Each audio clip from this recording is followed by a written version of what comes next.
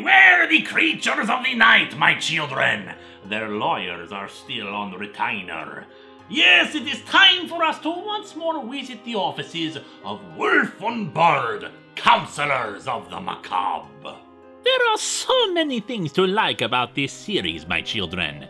They can take a concept that has been parodied endlessly, like, say, The X-Files, and find whole new twists to take on it. For example, there is the tale of a rather jerky man who believes in UFOs, and equally believes the UFOs have kidnapped his daughter. But of course, such an explanation is not satisfying for his fame-hungry ex-wife, so it is up to Wolf and Bird to come up with a more grounded explanation in court.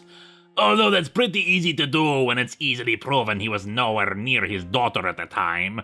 But things are not made any easier with Mulder and Scully, well, they go by other names, but come on, my children, Mulder and Scully, also investigating the UFO sightings. Mulder in particular wanting to learn about his sister. And the real truth is out there about aliens. But another wonderful thing about this series is taking serious, real issues that come up, like, say, abortion, but still frame it in a humorous light. Take, for instance, Rosemary Austin and her husband, who went to a fertility clinic due to their difficulty in having a baby, and how the place actually was the offices of Satan himself. And since Rosemary really did not want to have Satan's baby, she'd like an abortion. But instead is just getting grief from the entire town, and from her husband, who has sold his soul off. But fortunately, this is a world where Satan will obey a court summons, and that even the devil has difficulty with the lawyers. The ongoing plots have other things afoot as well. Last time we mentioned Sod, the plant man, who has had a tumultuous relationship with fame and lawsuits. But now things are taken to a new level.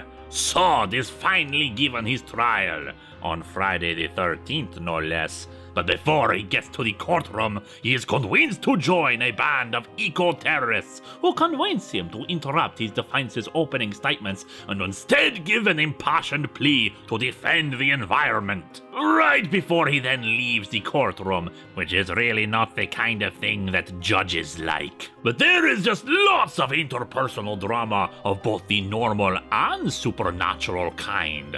Dracula himself takes on Wolf and Bird to handle a property dispute in New Orleans. It seems a writer named Ayn Rice was taken up residence there, writing her vampire novels based on the experiences of someone she met who claimed to own the property. And her lawyer is none other than Wolf's current boyfriend, Chase. The counselors of the macabre continue to prove that sometimes the real monsters and heroes are the lawyers. Although the monsters are still monsters too.